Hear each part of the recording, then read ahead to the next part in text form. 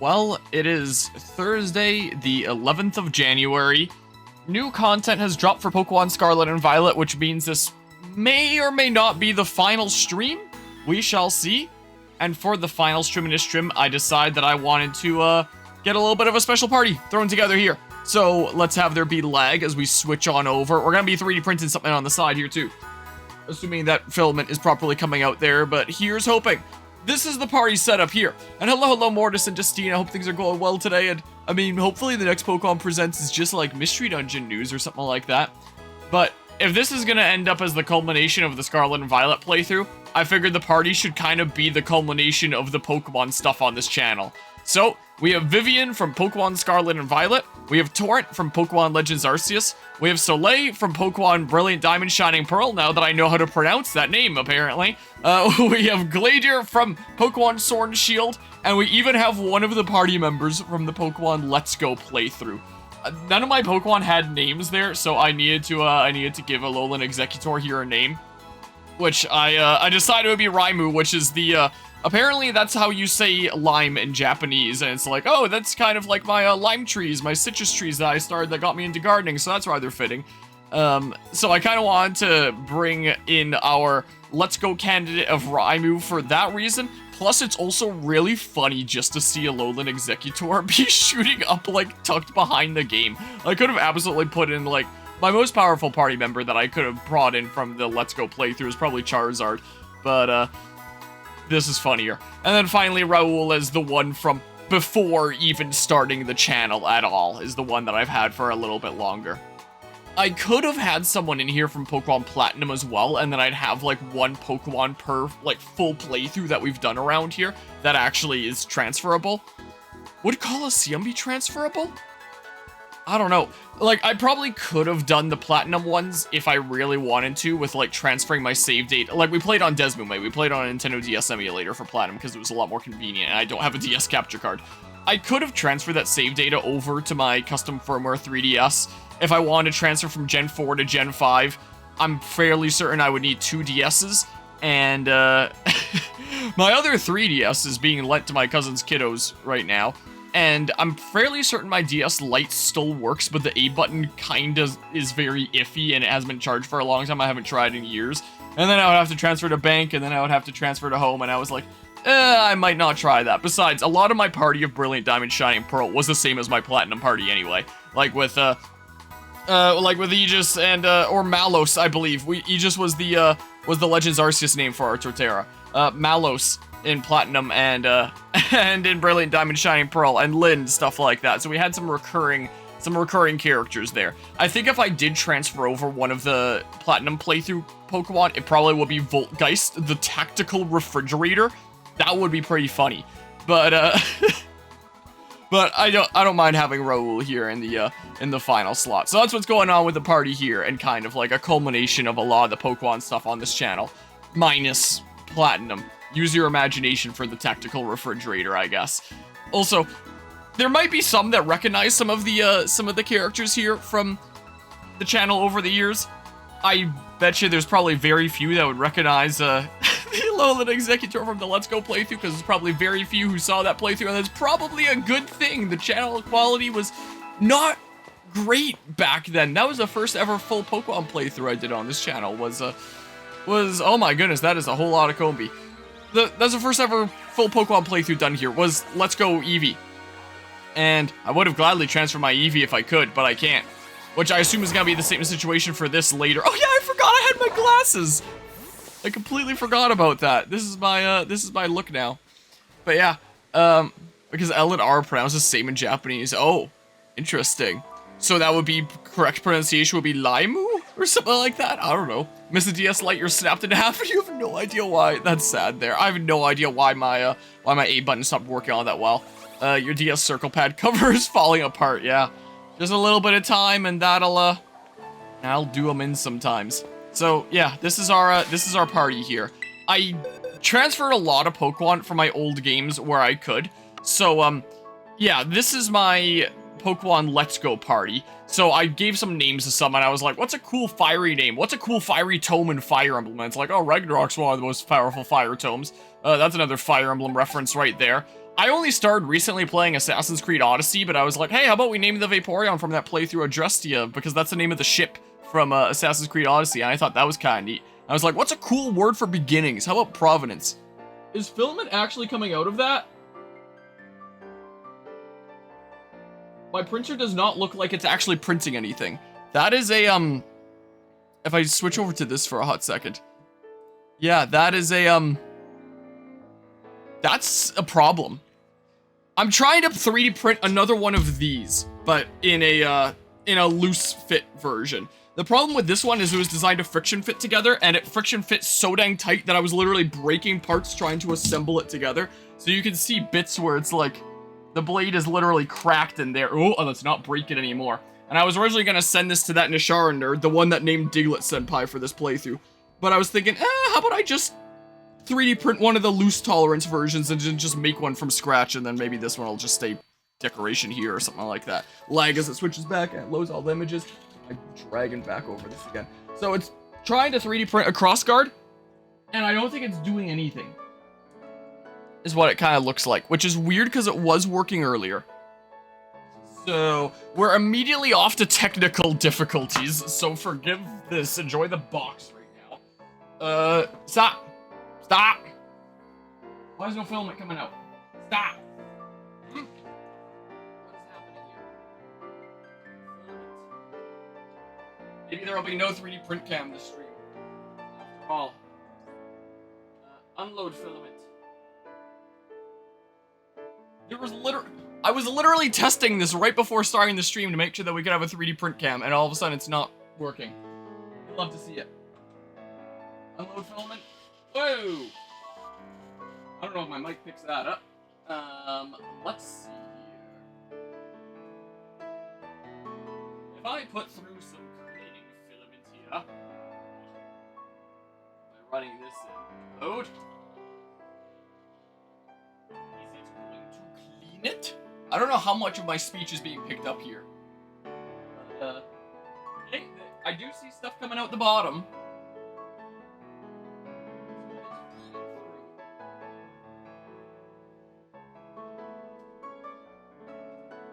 Load.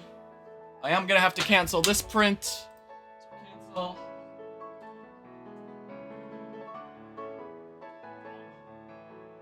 And then you stay at the warm temperature. Ah.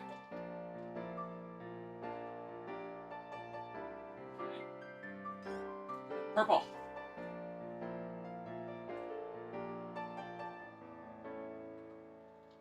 Purple in. Properly set the nozzle temperature and the bed temperature. Yeah, if we keep on doing a 3D print cam around here, this is gonna be what ends up happening a lot of the time. Is filament coming out? Maybe? Hopefully?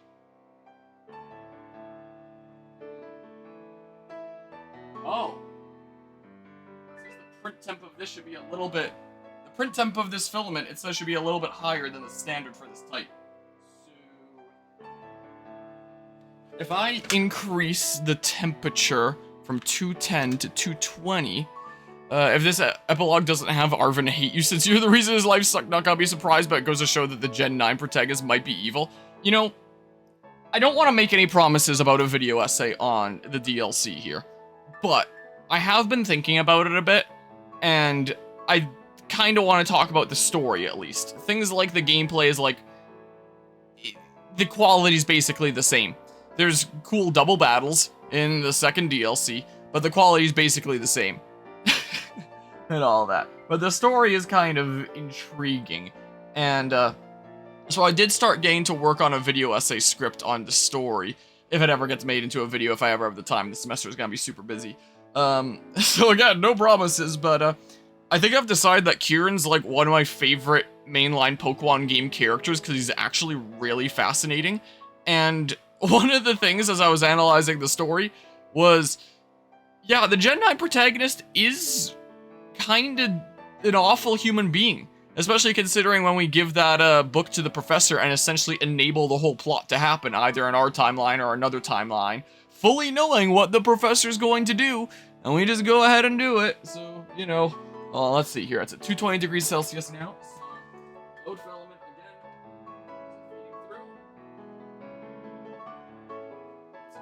Feeding through. What is going on here? Let's up it to 2:30. Yeah, if I have the time for it. It's while I was out of town on like New Year's break, and I had some time, and I was like, let's just type away. And I have decided that story-wise, in terms of the overall stuff with Kieran, I do like it. It has a lot of missed potential. Some of the storytelling approaches are really bad. But in general is really fascinating, and I quite like what they did with him. I don't know if this is feeding through. Load.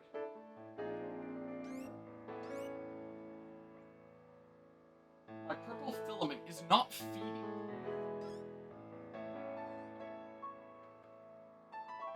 The moment I put cleaning filament in there, it runs through, so there's not like a jam. My purple filament is not feeding. Well, this has already not gone according to plan. I do have a different purple filament. It is a slightly different material.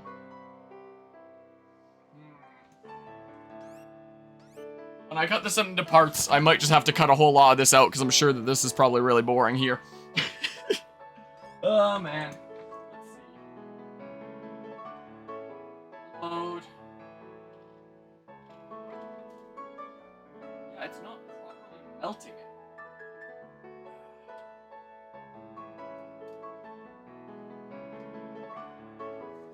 Oh, sucks to suck. Guess I'm making a brighter Master Sword.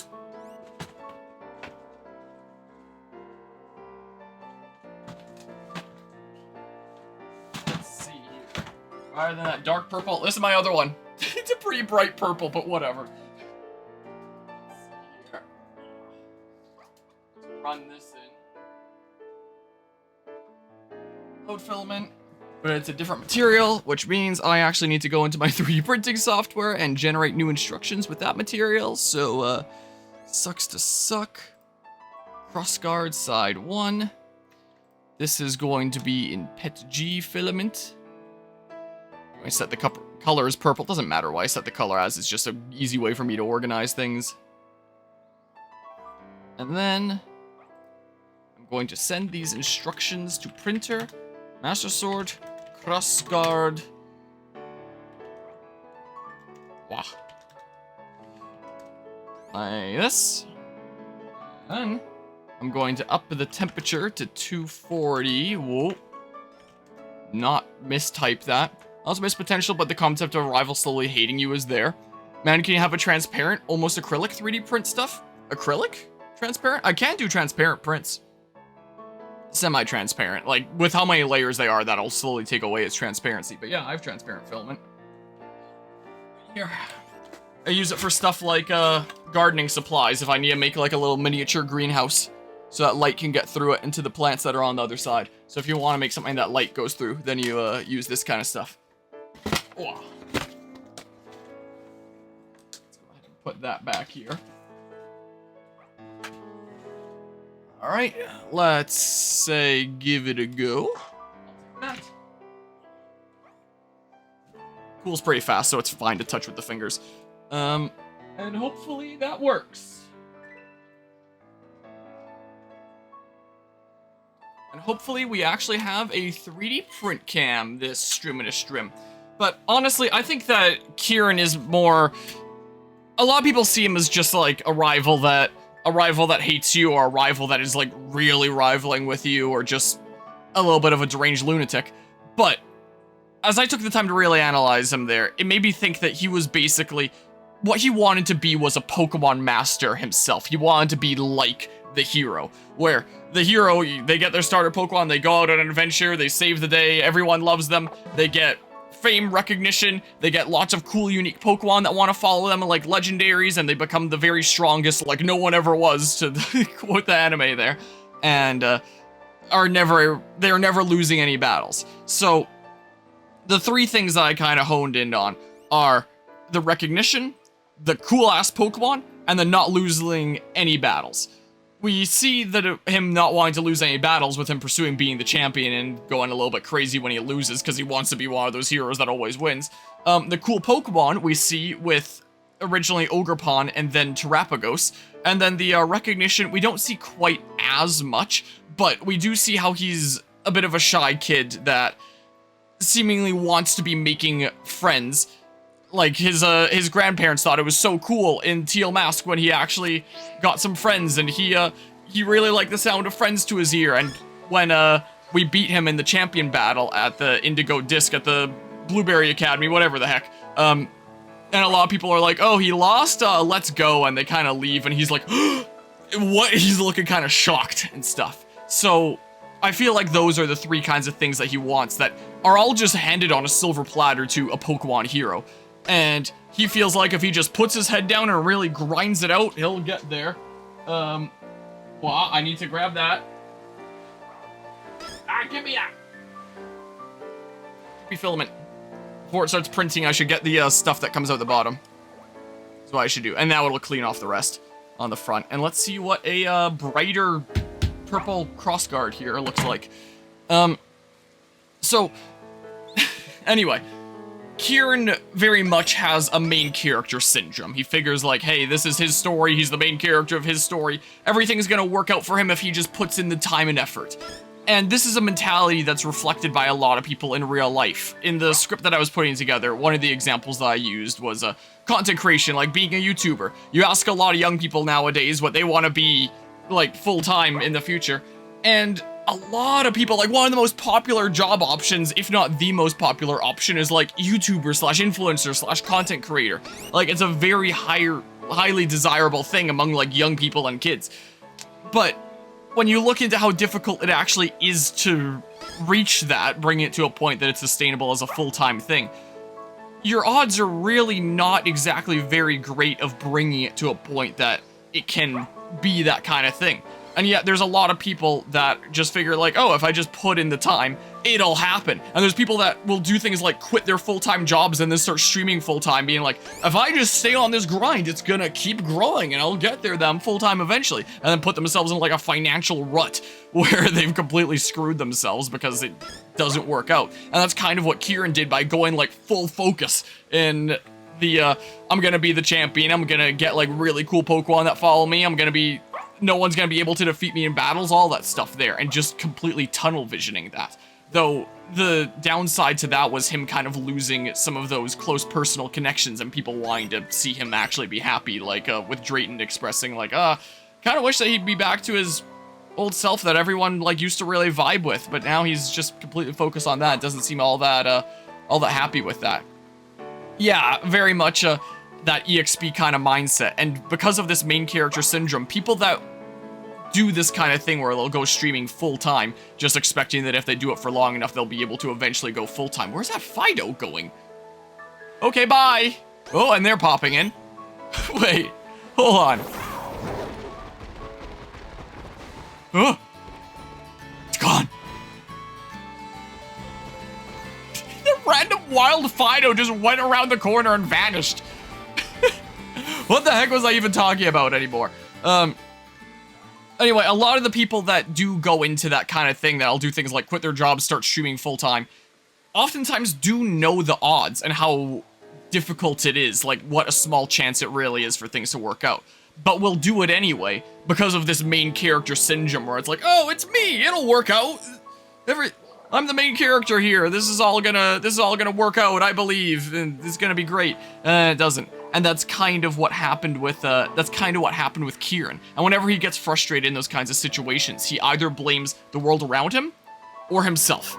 Like, there's so many lines that he has about the world just not being fair, why do you get all these things? And he doesn't, and with him blaming himself, he's just like, oh, I'm so worthless, why can't I ever do that? And there are people in those kinds of real life situations, if I'm gonna play into the content creation example a little bit more, there's people that'll blame themselves a lot of the time, where it's like, why can't I get any attention off of this? I put so much work into it, like, what the heck is going on? Like, it can be a little bit of a slippery slope there, where it's like, man, do I just really suck? Is the stuff that I make crap?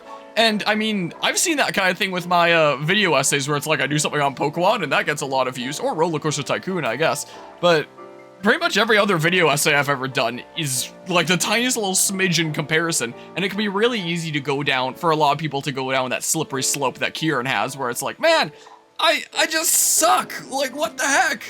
Why is that not working out? Man, everything's awful.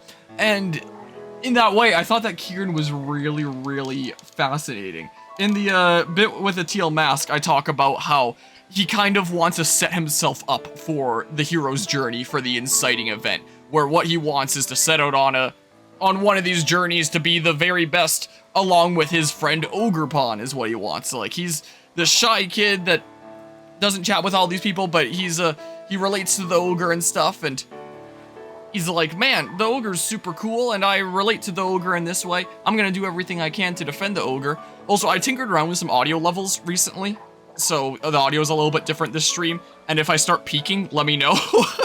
Like, if it starts sounding kind of scratchy, let me know and I'll adjust some things, so this is a little bit of an experimental thing. But anyway, he very much wants to be the one to support Ogrepon by setting up for the opportunity for that, by being the one constantly defending Ogrepon, telling you all about Ogrepon, being like, oh, let's go check out her cave. Oh, she's not here. Oh, let's have a battle in front of her cave. Oh, she didn't show up. Oh, let's go into her cave. Oh, she's not here. You know, stuff like that, where he's trying so desperately to create every opportunity for her to appear and befriend him. And even as dumb as a plot point as it is, where he talks to all the other villagers and they immediately believe him, like, that's such a dumb plot point. But the point that's important in his character is that he did something very much out of his comfort zone. He was very much a loner that didn't really talk to people unless he was talked to. Like, he was not going to be the kind of person to be initiating conversation, yet he went and told everyone in the village about this situation, getting out of his comfort zone for the sake of Ogrepon there. And what kind of came with that was a little bit of a sense of entitlement towards her because of that. Because, like, hey, look at all this effort that I put in, and going out of my comfort zone to do this, doing literally everything that he could for her. And then that not being met back. It was like, hey, I've done these things for you.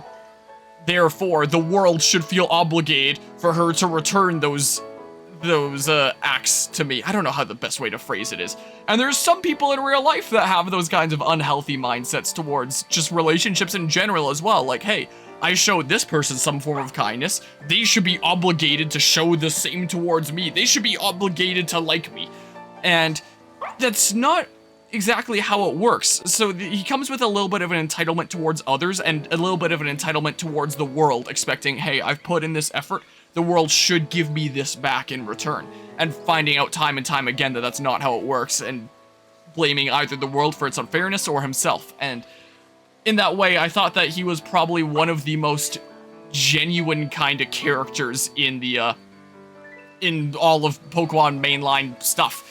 Even if he is like a little bit of a deranged maniac, I think that he's honestly either my second favorite or favorite mainline Pokemon game character. First would have to be N. And it's just really thought-provoking. So there's a lot that I kind of want to delve into. So I was kind of on the edge about whether I was going to make a video essay on it or not, because it's like, man, it's really time-consuming, and I don't really feel like there's all that much that needs to be said, is why I felt like at first it's basically the same quality as the main game. Just look at my main game video essay, and it's basically the same for the DLC. What's the point of making a whole new video? Are your wings out? Or was that weird illusion?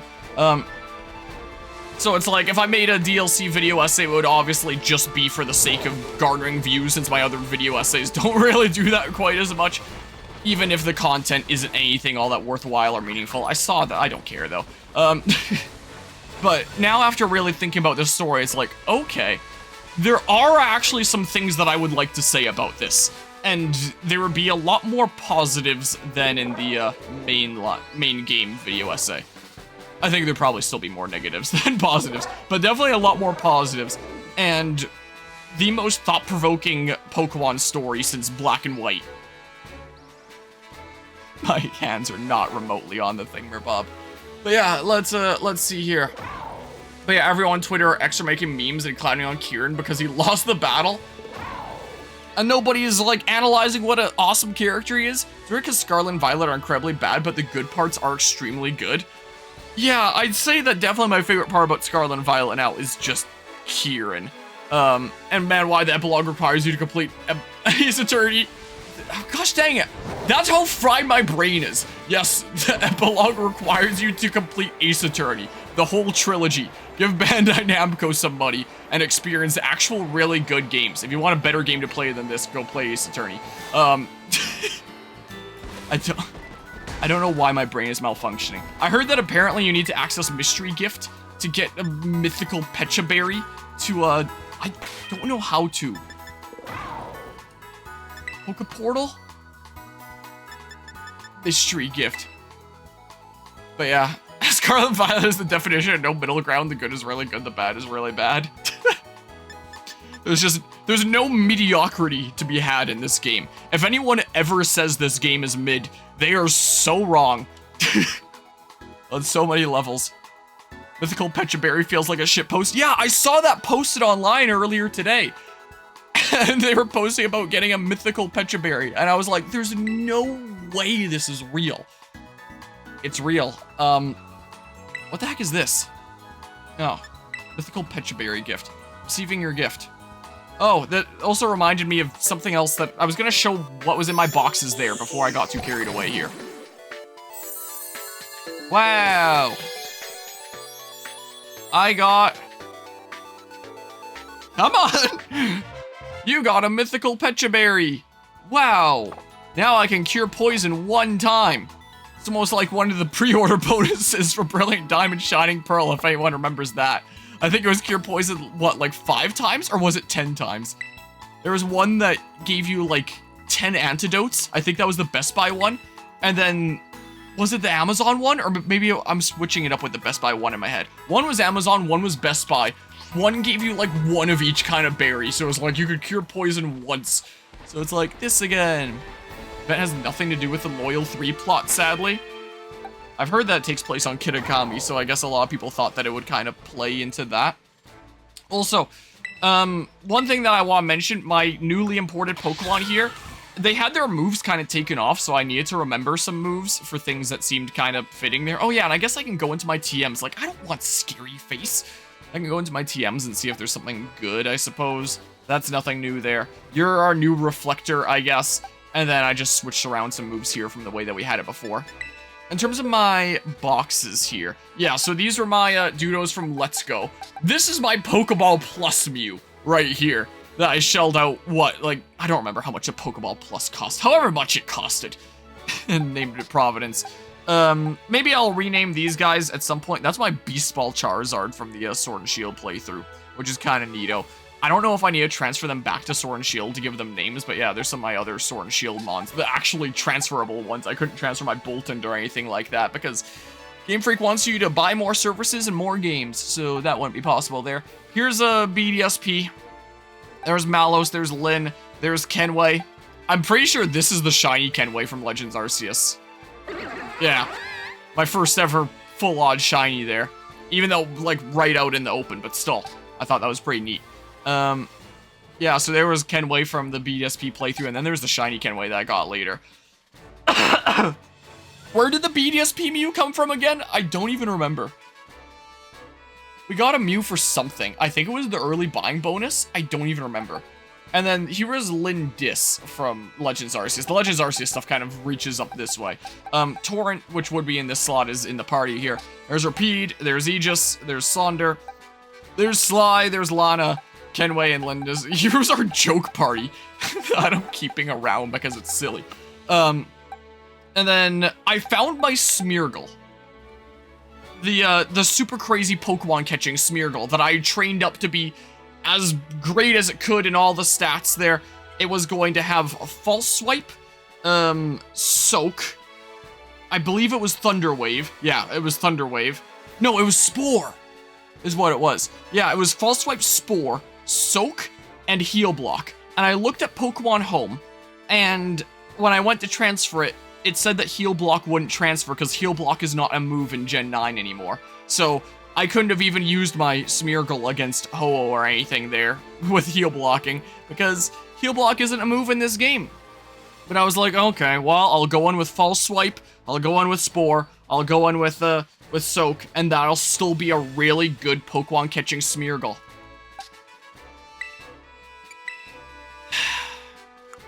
Get pranked! My disappointment earlier today was immeasurable, and my day was ruined. So, if I wanted to make my Pokemon catching Smeargle, I would have to set it up all the way again. All the stats are still great, it's still EV trained, IV bred and all that, but I don't even know how you do that. In Generation 6, how I did it was I would find a wild Smeargle. I would use the move that I wanted my Smeargle to learn on the Smeargle, it would sketch it, and then therefore that's the only move that it can know. Then I send out my Smeargle, and I sketch it off of the wild Smeargle that sketched it off of me. That's how I did it.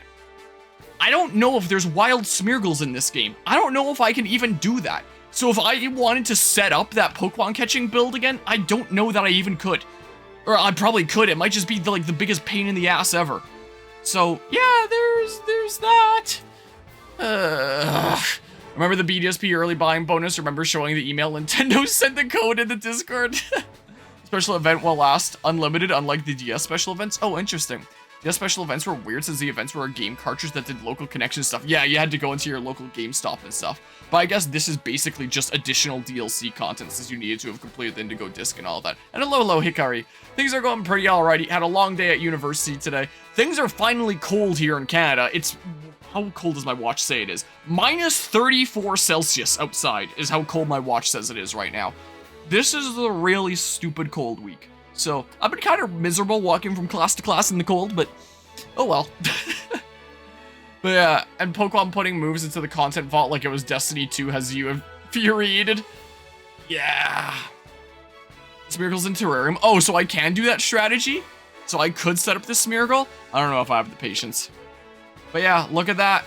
That's my 6th perfect IV Smeargle that I bred back in Generation 6 to be the perfect Pokemon catching Pokemon. Smeargle was meant to be my perfect one-on-one catching Pokemon, and Raoul was designed to be my what I was breeding, and I got Raoul in the process for, at least, was meant to be my best, like, gosh dang it, what was it called? Where you get the 5 Pokemon at once.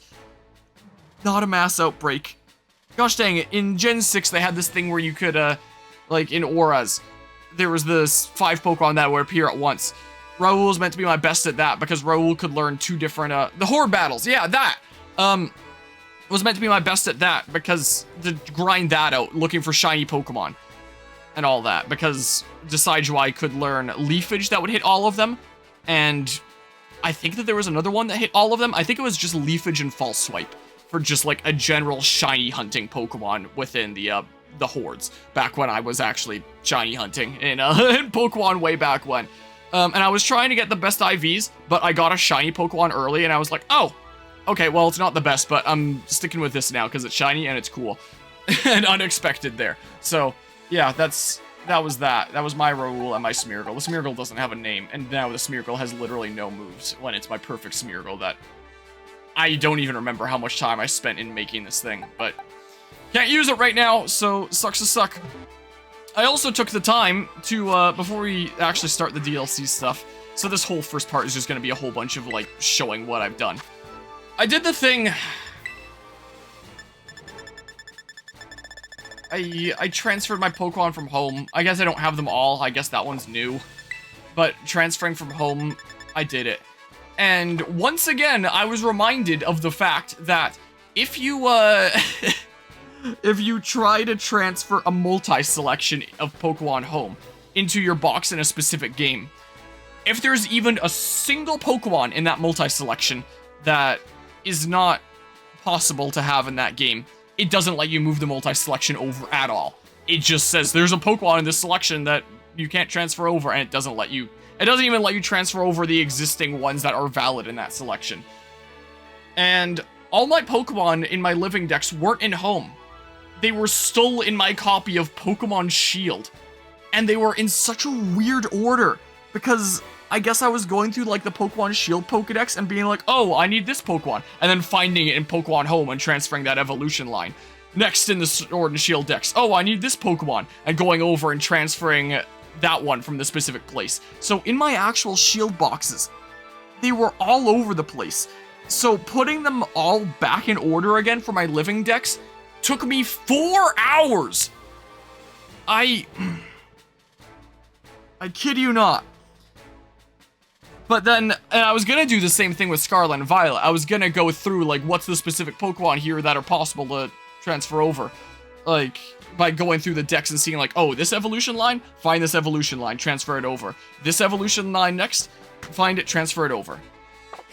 I actually handled it a little bit smarter this time. I can probably just save and show what it is that I did here. Hold on. I gotta go on a ramble about Pokemon Home and how god-awful it is. And what I did to work around it as best I could here. Also, I shelled out for just like a 1-month thing.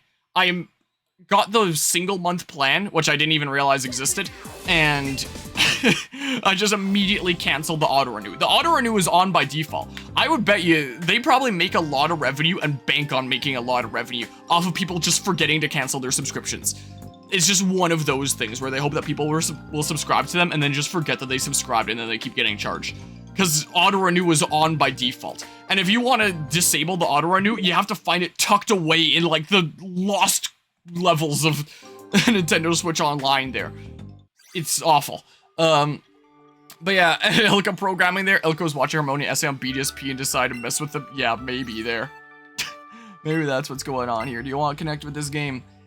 And I organized my home boxes a little bit better here. I renamed them for the first time with things like 1 to 30, 31 to 60. The way that I would have these organized in the in my actual games when I actually had my living dex going. So the way that I handled this is rather than doing this and then being told, your selection includes a Pokemon that can't be moved into this game, is I would just not even look up if it's part of the Pokedex in the game. I didn't care. I would just transfer literally everything that said that it was valid to transfer over, and in the exact same layout here.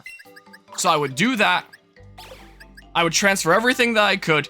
I'd save my game. I'd load up Scarlet and Violet. There's all the things registered in my Pokedex. I'd load up home again, and then I grab this selection, and then it gets placed cleanly back into there. That saved me a lot of time, and it's the way I should have handled it with Sword and Shield.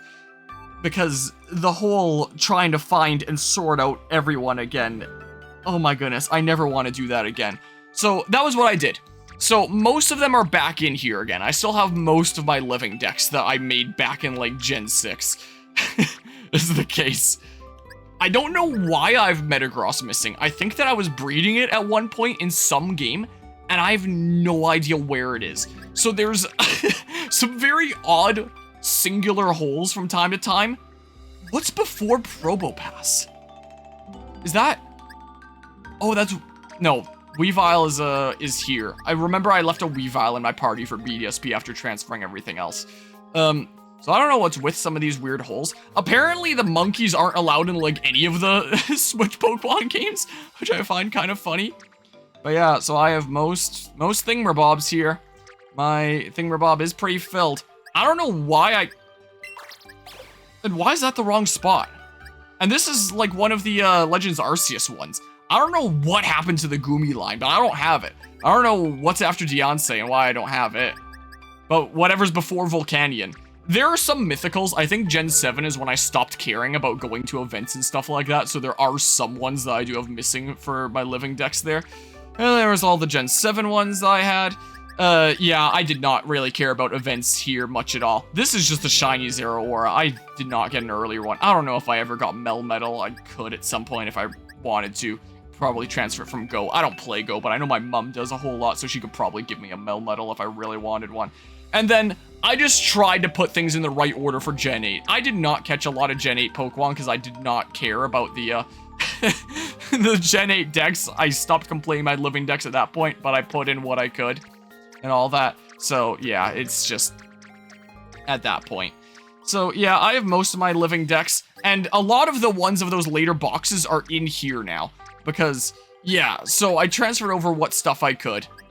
These are the Pokemon, I think, in here that I couldn't transfer over. Yeah, that's why they're all like that. So I did actually have... No, wait, was I still trying to catch them? Yeah, I did still catch them all in Gen 8. Gen 8 was the last time I caught them all. Yeah, so this is most of that, and then still Pokedex order number, and then there's that. So I can actually transfer these guys back here now, is what I can do. Let's see here. So that's going to be this box here. Whoops. So let's go ahead and take you guys and shove you back in right there. So yeah, there's some holes that I'm missing for some reason. And I don't really care all that much about filling them in. But yeah, look at that. Look how satisfying that is. I don't know why I'm missing the first one of that. Let's go ahead and grab all you guys. There's some new ones that Legends Arceus introduced at the bottom there. Grab you guys, and then bam, and that's as far as it goes. But yeah, I used to be pretty crazy about actually catching them all. One day, there was a time, many moons ago, that I was all about that. Heck, you wanna see how crazy I was? For anyone who hasn't seen this, this is my Vivillon collection. I needed to transfer these guys out of Scarlet and Violet because I was running out of space. Wait, were they in Scarlet and Violet? No, they were in this box here from some other game. I couldn't transfer my BDSP Akira because no Crobat allowed, apparently. So, for anyone who doesn't know, the Vivillon wing pattern is based on your real-world region. So, I mean, if you get, like, a Vivillon from a different region and breed it, it'll still just get the wing pattern of your region. The only way to get different regional wing patterns is to actually have one traded from someone in the world that lives in that region. So getting a complete Vivillon collection is... Oh my god, this took me like 2 months. of just searching the GTS, looking for the patterns that I was missing. I had to trade several legendary Pokemon for this.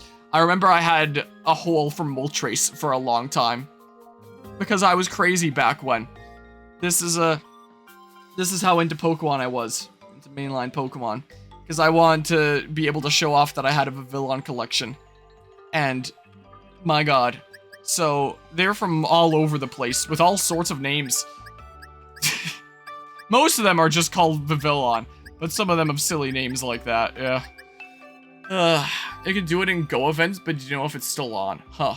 You have a monkey and Furfur for some reason isn't possible to put in. And that's the main default strategy of subscription service, making sure you forget about it and let the auto-renew sap away your credit. Yeah.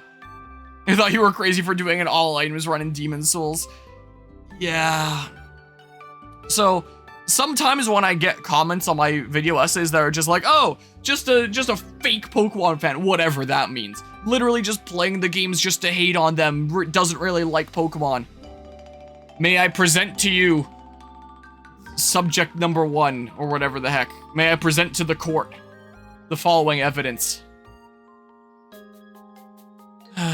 So, yeah, there's that stuff. So yeah, let me go ahead and save changes and exit. So there was that. The other Luxray is Cam, if anyone remembers Cam. There. Pokemon Home's getting an update tomorrow. That's what I'm missing. I wonder if it has to do with the new Pokemon thingamabob that came out in Scarlet and Violet here. Yeah, also, while I was tearing my hair about Pokemon Home, there were some things that I wanted to show about it. I don't know what this screenshot was. I think that was when I was playing Smash with family and there was an accidental screenshot. There are situations like this where a Pokemon would have a question mark on it, and I straight up did not know what that meant at first. Later, I believe it told me. I don't know what was going on here. I guess these Pokemon were just banished to the Shadow Realm.